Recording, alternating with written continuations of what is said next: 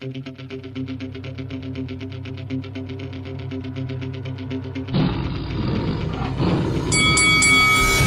is Carl the Cobra Frutch, and you're watching Lights Out. This is Faisal for Lights Out, proudly sponsored by Spartans Law, and I'm delighted to be joined by Zach Parker. Zach, 10 months out of the ring, you must feel absolutely delighted getting back in there, putting on a performance and getting the victory under your belt as well.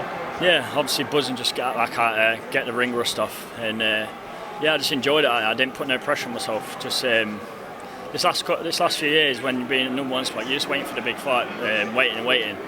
But yeah, when I didn't want to put no pressure and just enjoy it. Let's just talk about the positive side of the performance. You know, what's the main positives you take away from that performance? And are you happy that, you know, especially in a fight like that, a lot of people think, oh, it's all about making a statement, but you got a lot of rounds under your belt, given the fact that you haven't fought in 10 months as well. That's it. It was a tough lad. He's been in there with some big guys, and they ain't stopped him. But yeah, I was glad I got a lot of rounds in. To be fair, it was I think it was 7th, wasn't it? But yeah, get a few rounds in, keep loose, and yeah, got stopped in the end, so that's a bonus. Well, you know, we are still in September, so what's the plans next? When can we expect to see you out next in the ring, and ideally, when would you like to fight next? I want to get out there as soon as possible, maybe before Christmas. We'll see what Frank comes up with, either before Christmas or just after. But I won't mind enjoying my Christmas, so hopefully Frank gets me out before. Fight before Christmas now, fair enough. There's obviously been a lot of talk about, you know, what the future holds for you. You've said that you can still campaign at 168. You've said there's also fights at 175 pounds for you. You've talked about Anthony Yarde. You've talked about the likes of the Josh Buatsis and the Dan Azizes. You know, but what about a potential rematch with John Ryder, who put up a decent performance against Canelo back in May? Is that something that would interest you? 100%. I said this the other day. I said take it with both hands. If it's after me tomorrow, I'd fight tomorrow.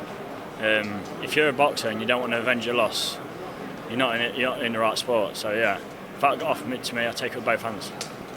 You've also mentioned Anthony Yarde as well. I mean, that'd be a cracking fight. Derby versus London.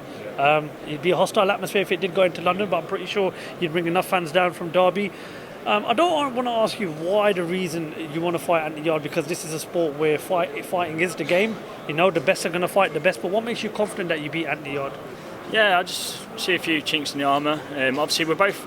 I'm in it for the big fights. We're both coming off losses at top level, and we both want to get back into the top level. So why don't we both get on? Both part of the same promotional company.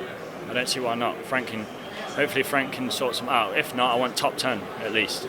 There's another name potentially returning to boxing, Billy Joe Saunders. Is that something that interests you, Zach? Yeah, 100%. Like I said, big names, big fights. That's what I want. Canelo Alvarez fights next week against Jamel Charlo. Just give me a quick prediction for that, Zach, before I let you go. Yeah, it's going to be a good fight. I'm going to enjoy that one, to be fair. Obviously, he's coming up 2 weight classes, so we'll see how he gets on with that at super middle. But yeah, I think Canelo will probably get him out at elite. Okay, Zach, congratulations on the win tonight. Thank you very much for your time, and we look forward to speaking to you in the near future. Nice one.